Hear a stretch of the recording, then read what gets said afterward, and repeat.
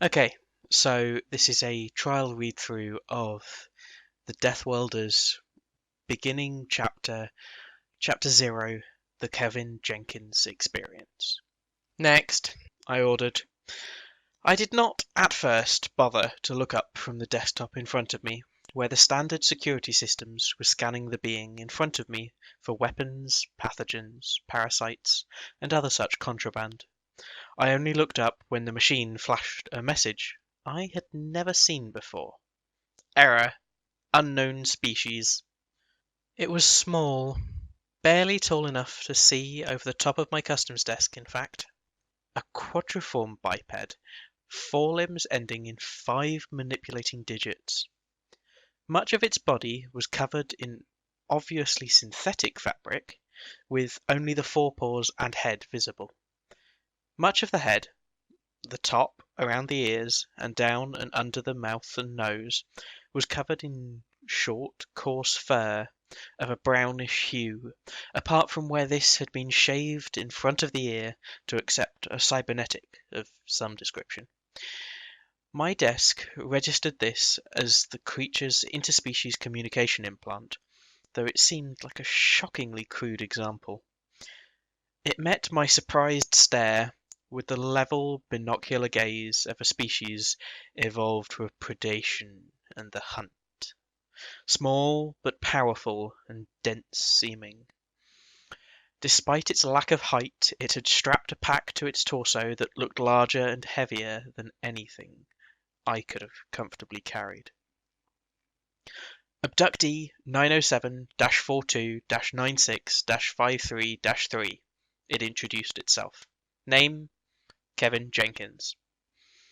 Fortunately, the crude cybernetic seemed to be functioning perfectly, and I had no difficulty in understanding the thing's speech, or the subtle body language that spoke of a cocktail of bored resignation and wariness. I had never had to deal with an abductee before, though I had been trained and I knew exactly what to do.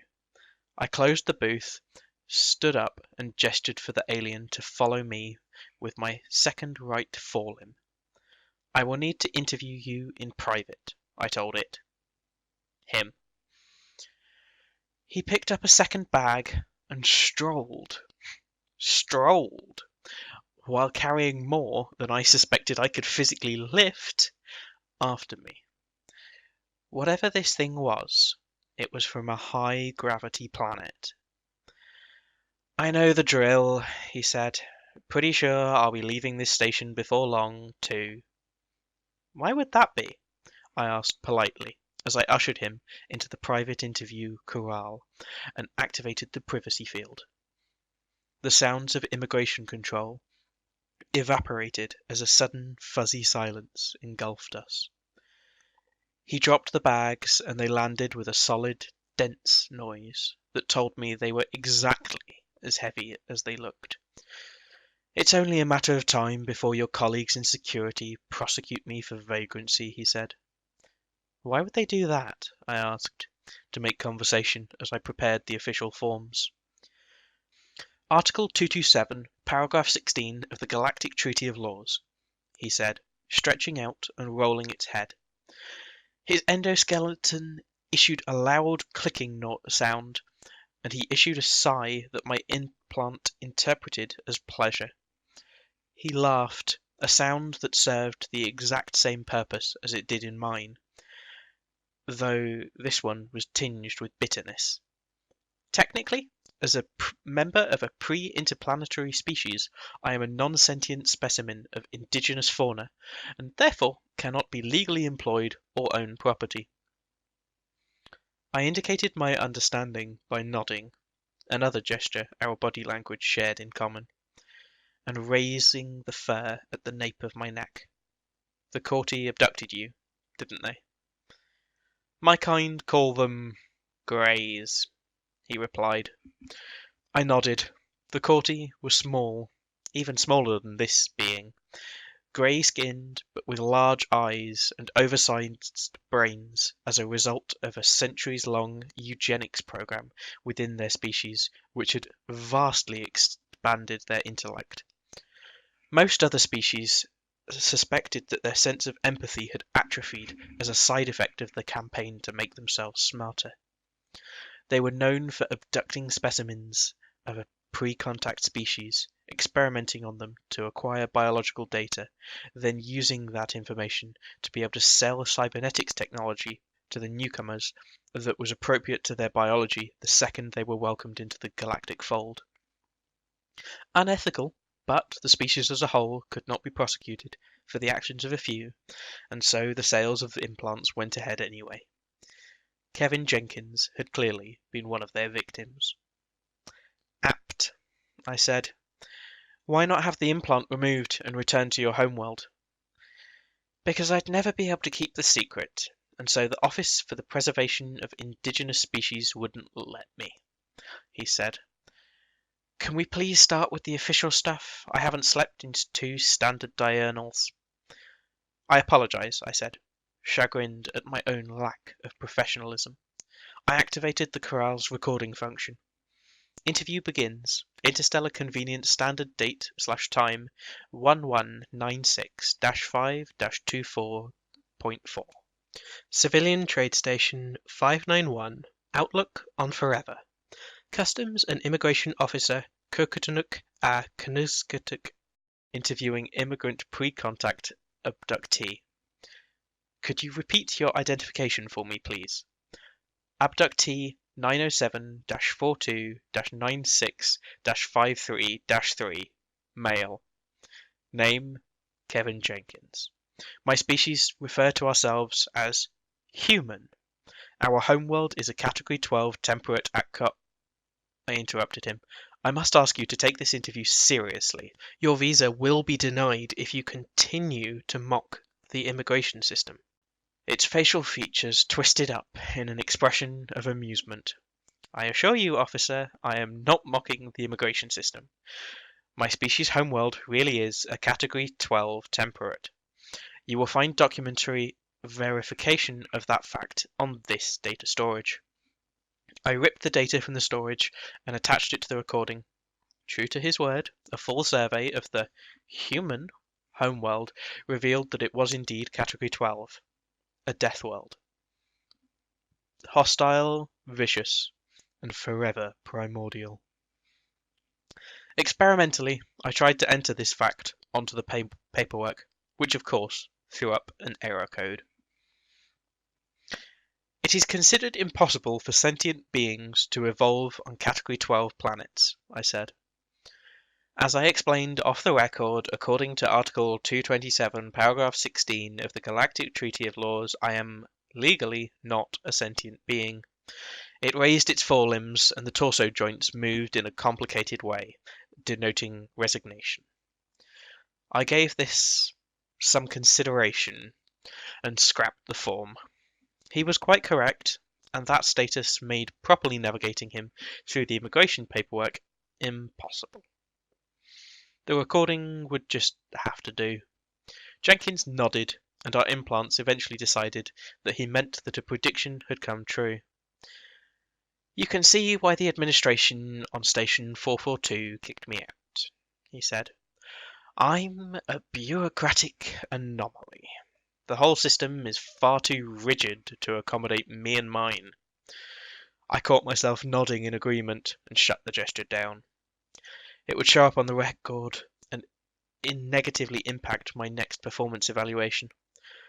I get the impression that Station 442 is not the only place where I was interrupted by an alarm.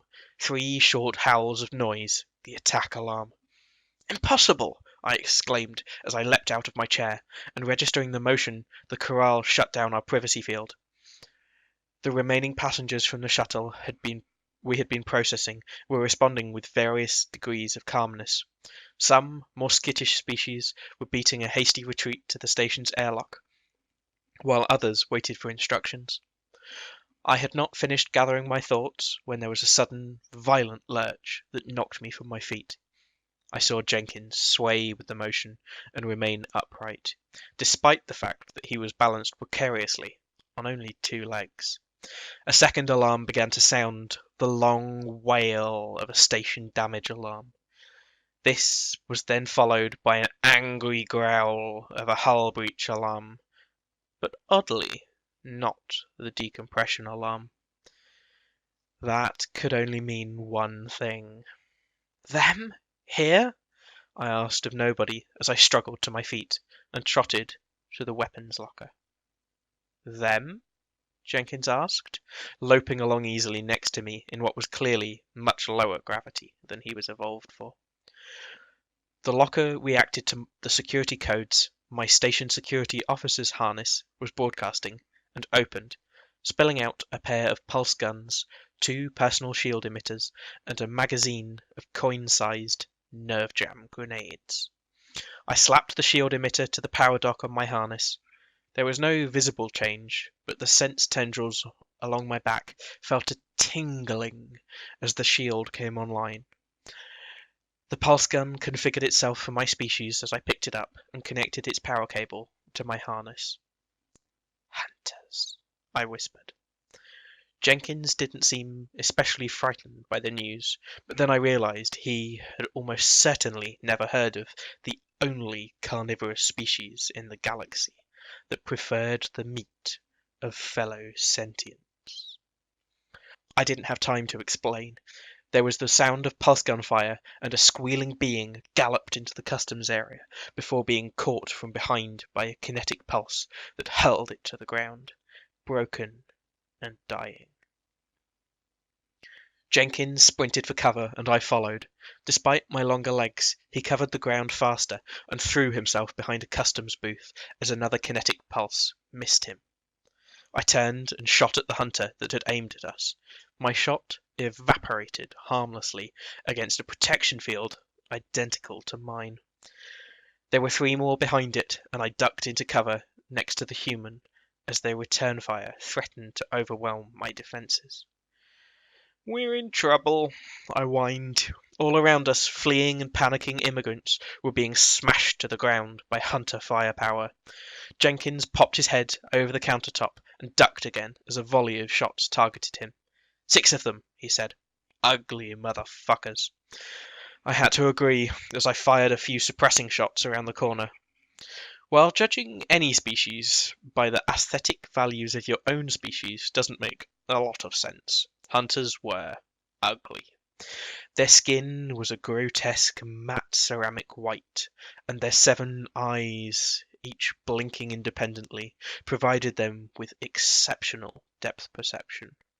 On 6 legs, they were extremely stable, and their forelimbs were cybernetically fused into their heavy pulse guns, making disarming them impossible. These ones were wearing full military combat harness. My own light security harness was no match. Our only hope was the magazine of nerve jam grenades, which I realized with a falling sensation of failure I had left in the locker. The grenades! I swore. Only hope? Jenkins asked. He was holding himself low and hunched, and I could see those dense high-gravity muscles tense and ready under his lightly furred skin. I nodded, fighting back the urge to excrete in my terror. If they took us alive, we would be food. By the time I realized that Jenkins had taken off at a flat sprint towards the locker, he was almost a third of the way there. I knew what I had to do. The hunters were turning to fire at him as I popped up from cover. They saw me coming, but I put 3 rounds into one, and its shield failed against the third. It collapsed, what passed for its face shattered by the impact, and I ducked as its fellows returned fire.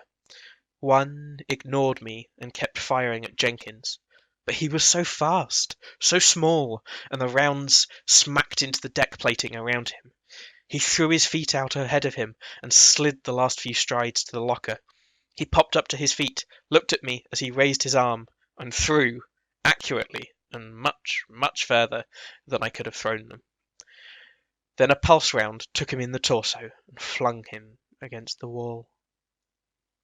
I had no time to mourn. I caught the grenades, slipped one from the cylindrical container, counted 2 light pulses from the indicator around its edge, and threw it towards the enemy on the third. A second later, there was a flare of light and shrieking. but it was not enough. Two of the hunters rampaged past their convulsing comrades, rushing me. I fired, but fear took my aim, and the best I managed was a single round that impacted harmlessly against the shield before their returning fire broke my own shielding and ruined my arm. I collapsed, shaking from the pain. The hunters trotted round the corner, eerily silent. Nobody had ever heard them communicate verbally. I stared at their twin heavy pulse guns, too afraid even to close my eyes before the end. It didn't come. Instead, something black, blue, and brown hurtled into the flank of one of the alien warriors with a crunch and a hiss of pain. It staggered, collided with its comrade, and fell. Jenkins, somehow impossibly alive, despite taking a kinetic pulse round to the chest, wrestled very briefly with the hunter, and then there was a horrible, organic, splitting noise. The hiss became a shriek, and the gun was in hands. Blood and mangled meat dripping from the cybernetic interface. The second hunter snap-fired, and Jenkins dropped the gun as the shot winged him. He didn't seem to notice. Instead, he pounced, and a second shot barely missed him before his forepaw lashed out, balled up into a hard knot of gravity-densed bone and flesh, which he drove into the hunter's eye cluster. It shrieked and flailed, swatting the human with its hind limbs. He didn't appear to care. Instead, he caught one of the flailing limbs, braced one of his own feet against the hunter's flank, and heaved with a roar. There was a grim, tearing noise, and the hunter's leg came away. Its blood sprayed thick and fat through the air, coating the man from the death world, but he ignored it. He didn't spare the fallen alien a second glance before he charged at the lone survivor. It was suicide. The hunter had a clear shot and took it. Then it took a second, then a third and a fourth, and though every single one was on target, Jenkins just kept going, apparently completely impervious to impacts that would have pulped any other species. Hunters don't wear interspecies communication implants, but I didn't need one to recognize the fear and panic it briefly had time to show before it was beaten to death with another hunter's severed leg. Jenkins just kept hitting it again and again, snarling and shouting, ordering it to die, and declaring improbable things about its parentage before finally he stopped and stepped away from the broken thing he had made, gulping down great shuddering breaths of what, to him, must have been very thin and dry air. Then he apparently lost the strength to stand, and his forelimbs folded up underneath him. His head sank down until the pointed bottom of his jaw was resting against his torso. I swallowed my pain and staggered to my feet. My arm dangled useless by my side, and every slight movement was agony. But I had to know if he was alive. The all-clear alarm sounded just before I reached him, and he moved in response to it. One of his eyes had swollen and was turning a dark red-purple, but the other blinked at me, and his mouth curled upwards at the corners. I saw that one of his teeth was missing. "Tough bastards," he said, and spat bright red blood onto the hunter corpse next to him. I couldn't help it. I had to laugh. I found the human Kevin Jenkins in conversation with one of the station's senior lawyers on the public promenade deck. I had been retired from the customs and immigration desk on the docking ring while my injuries were repaired, and instead had spent much of the last 3 groups of 8 standard diurnals dealing with the paperwork and investigative work that had followed the hunter attack. I had seen him only twice since. Once when I saw him on the news feed as galactic media briefly turned their attention to our station and its unusual story.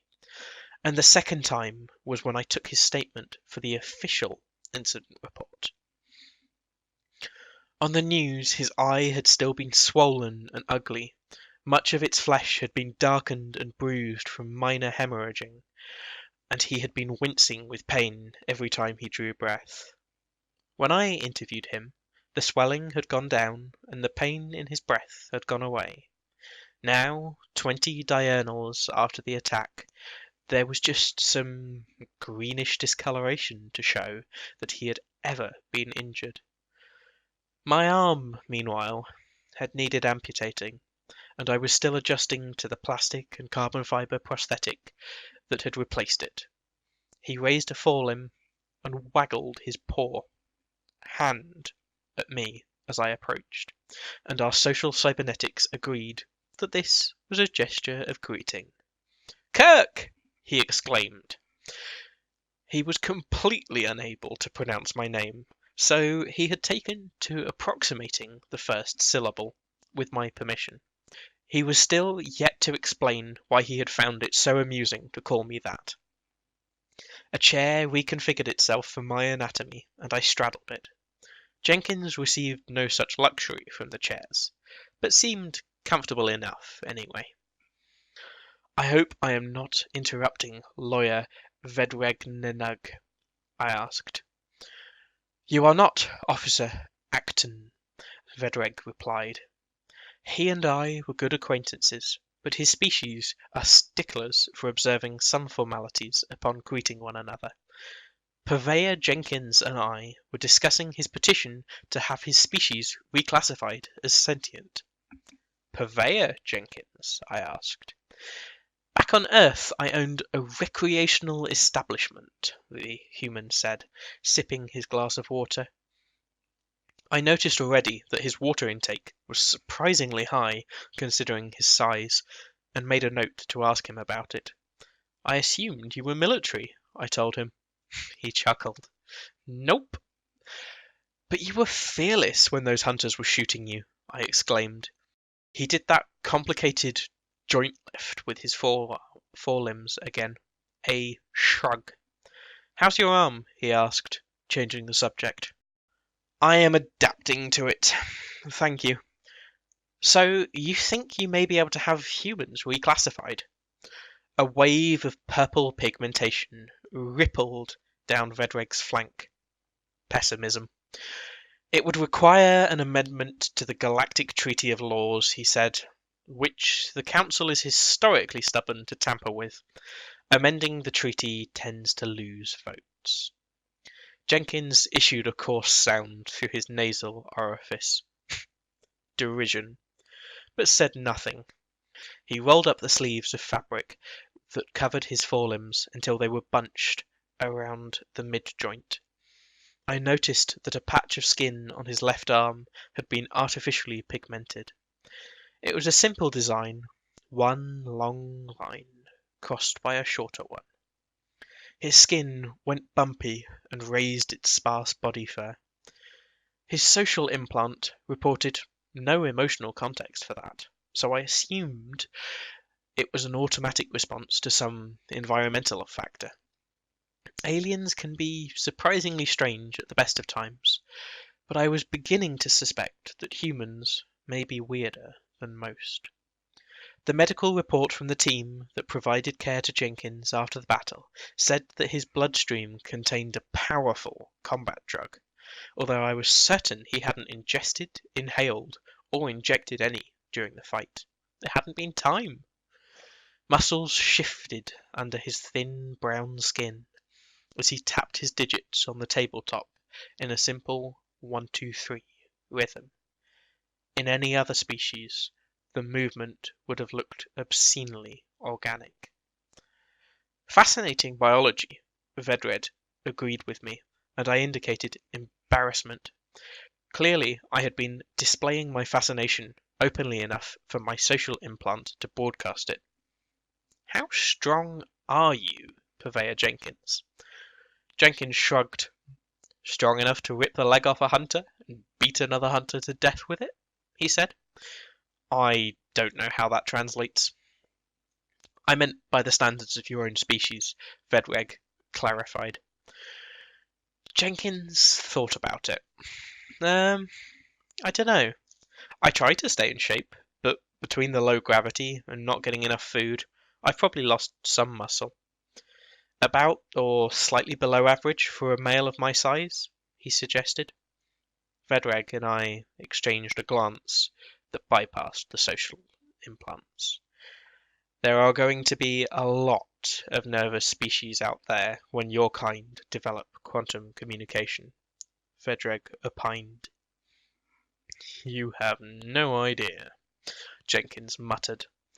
The twin patches of fur above his eyes creased inwards and downwards. My translator informed me that this was an emotion that had no equivalent in my species. Unarmed, you single-handedly defeated 3 of the most feared aliens in known space, and you tell us that you are neither a trained warrior nor a physically exceptional specimen of your kind. The security footage records you being shot 7 times by heavy pulse gun fire, and you have fully healed in less than 3 times 8 diurnals. My officers have suggested to me that you are a security threat on the grounds that if you decided to go on a violent rampage, there would be little that could stop you. You have those nerve jam grenades things, he pointed out. Those are lethal, I replied. But they'd work. They gave me a splitting headache from across the room. I filed this away as a rebuttal for the next officer to approach me on the subject. At that distance, the nerve jam grenades should not have affected him at all. Heightened sensitivity? Then I realized that I was treating this man, who had saved my life, as if he was a threat that I needed to figure out how to kill, and suppressed a flash of shame. I'm surprised, actually, Jenkins confessed. What by? Vedreg asked. By how easily they broke. I knew I was stronger and tougher than most sentient life, but I had no idea the difference was that big. It's intimidating. I feel like Superman. Superman? Fiction from my homeworld. A human who could fly without wings and who was impossibly strong and utterly impervious to all attempts to harm him. And he used his powers to save the world and protect the weak. Well, except he wasn't really a human. He was an alien who looked exactly like a human, whose parents sent him to Earth because their own planet was about to be destroyed. He paused. Complicated. Every species has fiction, I pointed out. Your Superman sounds like Tvundruk, who defended his tribe from a pack of predators for a year without sleeping. Or Gudruvganagnat, who grew so large that his tribe could shelter beneath him from the year storm, said Vedreg. Though I find it interesting that your greatest hero was not even of your own species. We've always thought of ourselves as weak, Jenkins said. I couldn't restrain my startled bleat of disbelief.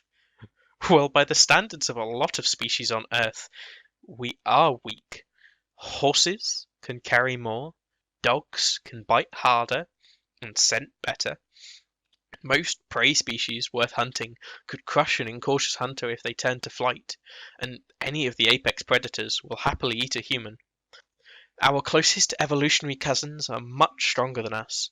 We just happen to be the ones who figured out brain power, tool use, and teamwork to overcome those challenges.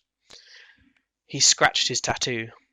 And we have other weakness. What is that? Vedreg asked. I couldn't tell if he had failed to notice the human's discomfort, or if he simply didn't care. Something I've never seen since I first started wandering all around these stations, Jenkins said. Tell me, did either of your species ever have something called Religion? We gave it a moment's thought. My implant can't find an equivalent concept, Vedreg told him. I gestured that this was true for me also. What is it?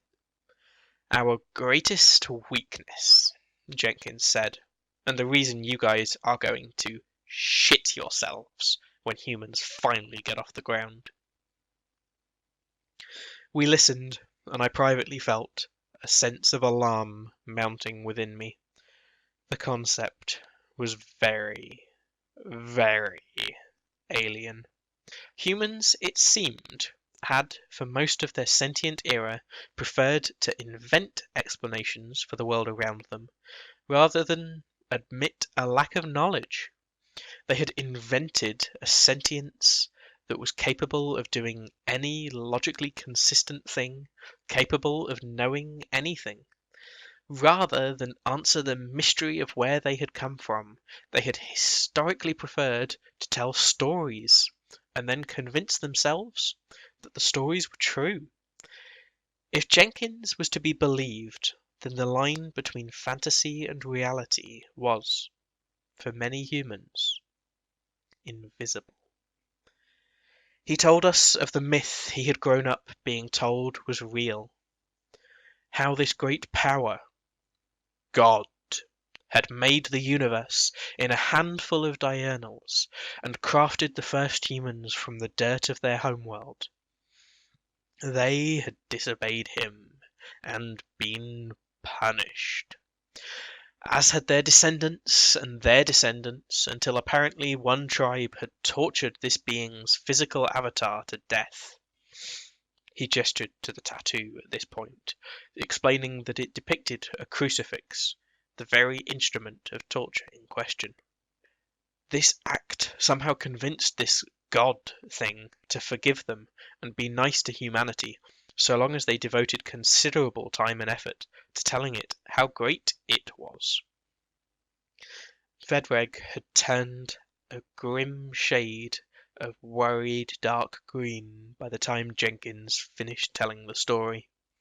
So this God created humans, got angry at them, condemned them to be tortured forever and ever after death, and then had itself sacrificed to itself to save mankind from the very torture it was inflicting upon them? He asked. Yes. My social implant tentatively suggested that Jenkins' body language communicated tired endurance. And humans believe that this is the real way in which the history of your species unfolded? About a third of us still do, yes. We were silent for some time.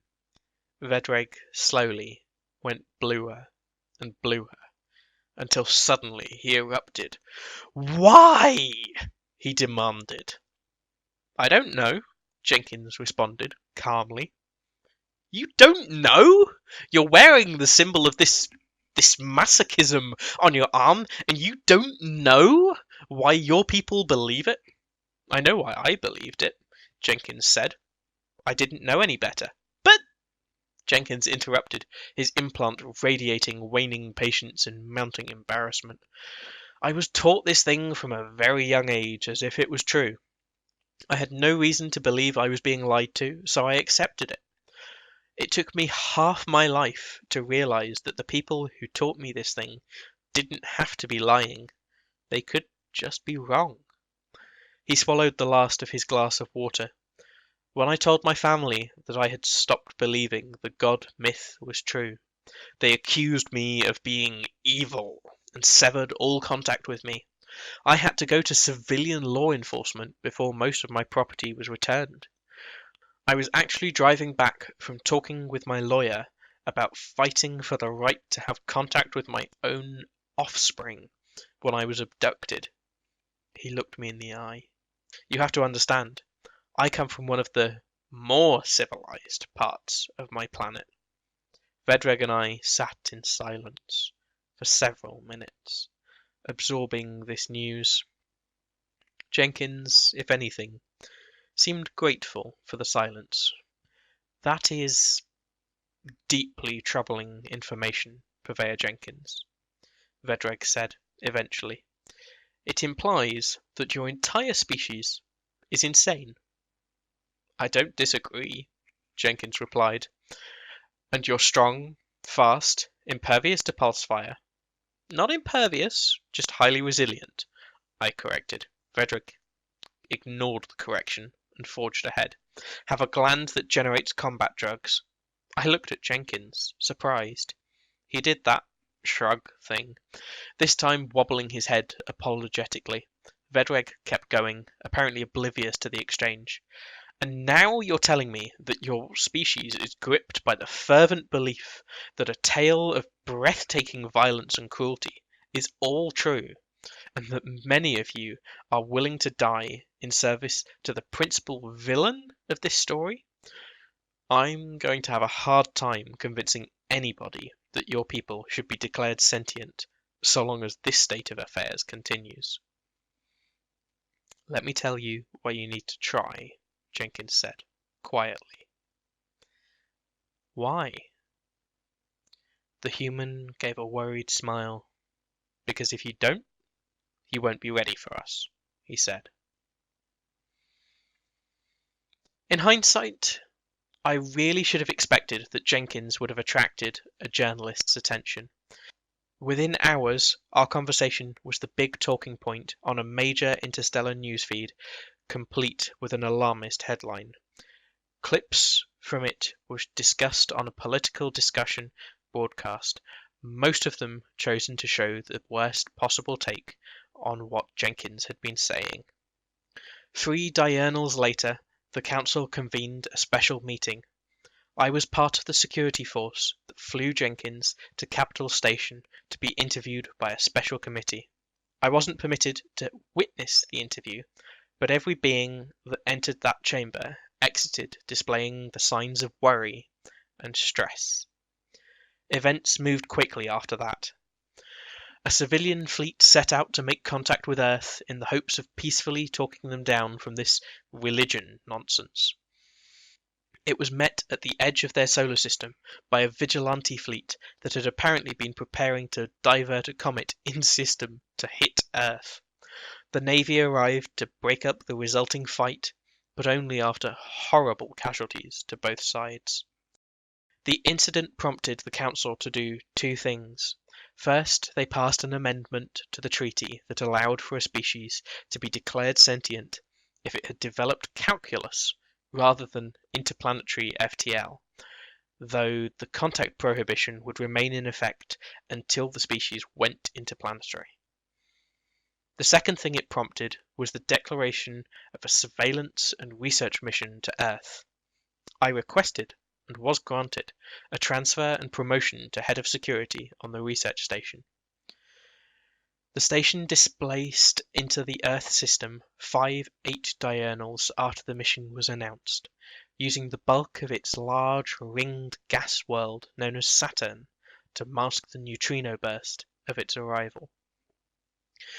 Sheathed in a stealth field that bent all electromagnetic radiation around itself, and using centripetal spin rather than generated gravity, it was designed to go completely undetected.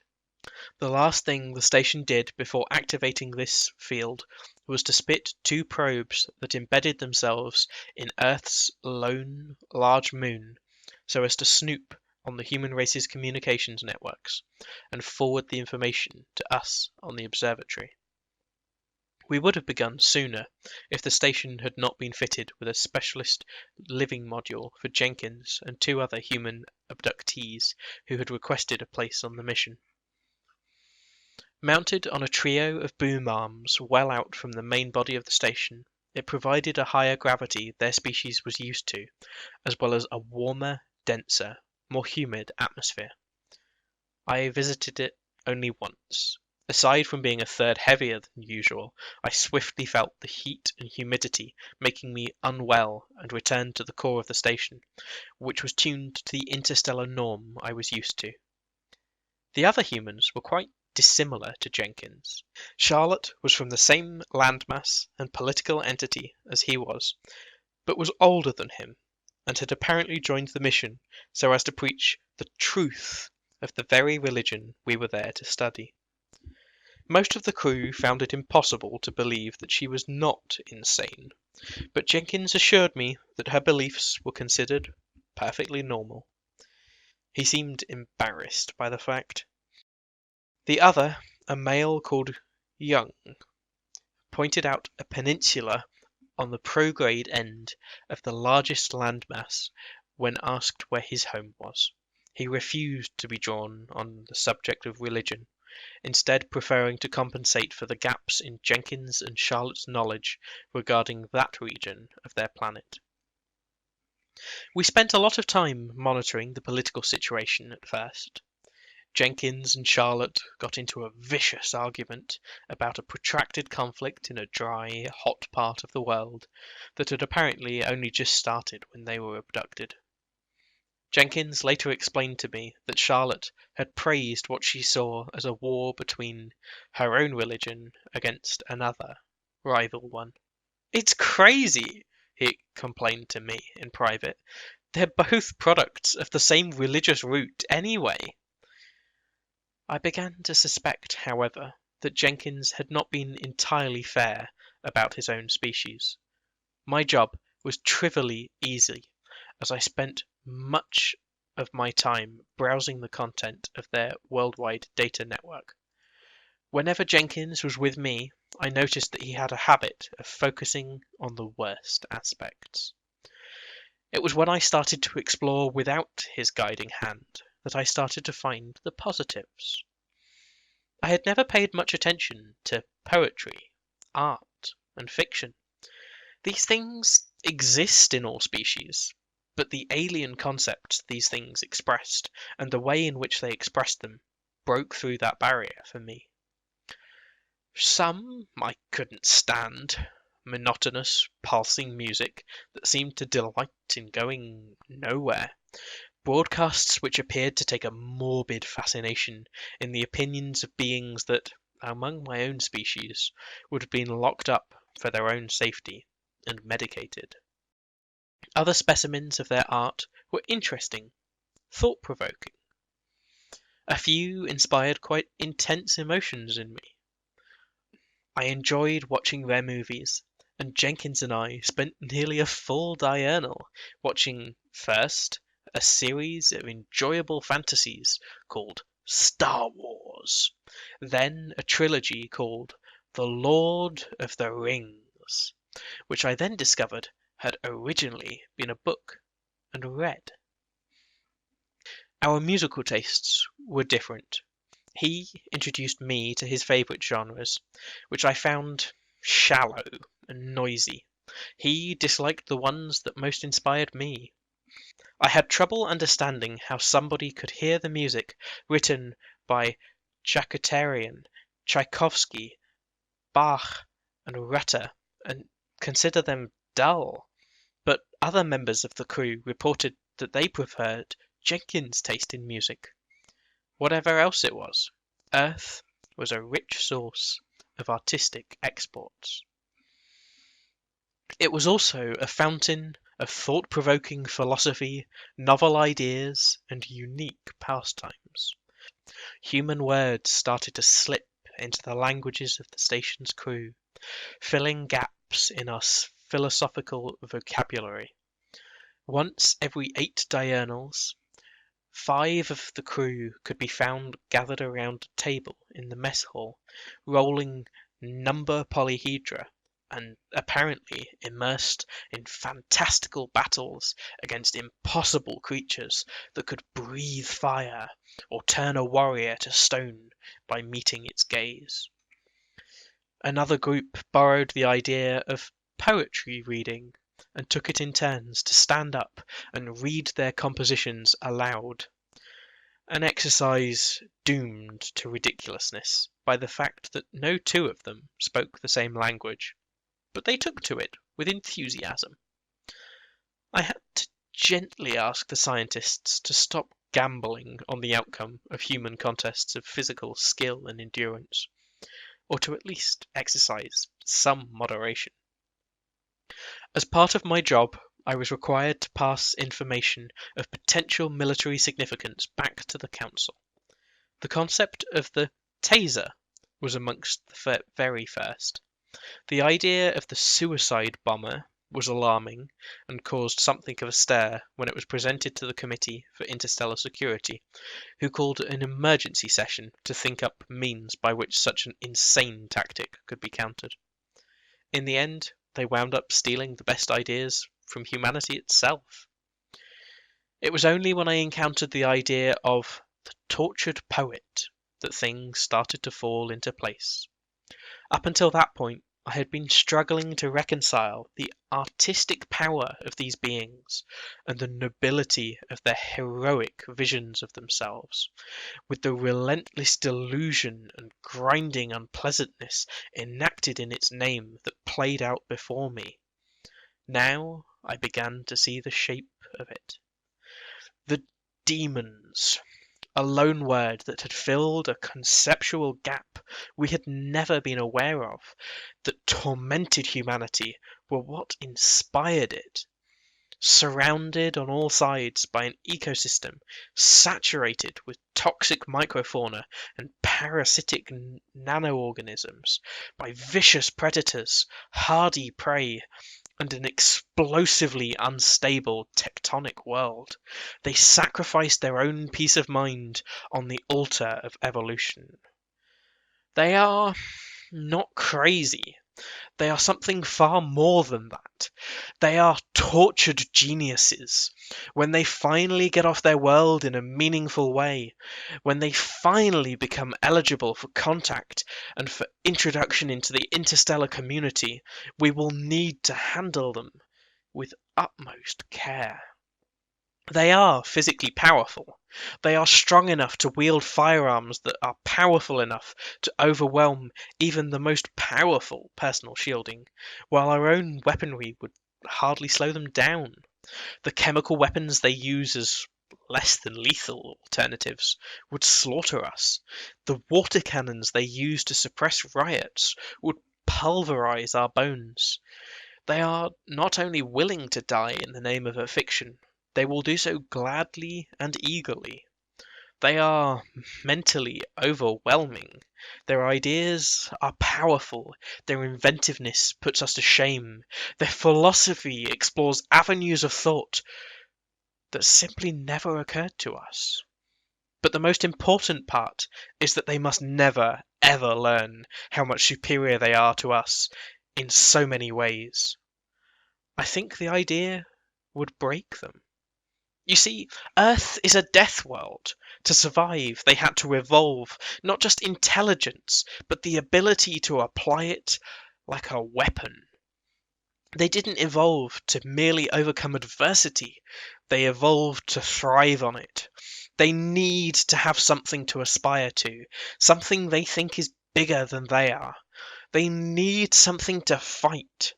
Without a challenge, I think they very swiftly get depressed. Kevin Jenkins did. I didn't see it at the time, but I think that getting into space and finding that he could rip the limbs off its worst terrors really upset him. He never told me why he asked to have his social implant removed, and why he went back to Earth, but I can guess. He did it because there are more challenges down there among his own kind than he could ever find up here among us. Kirk, Cooktanuk, Actinistic Memoirs.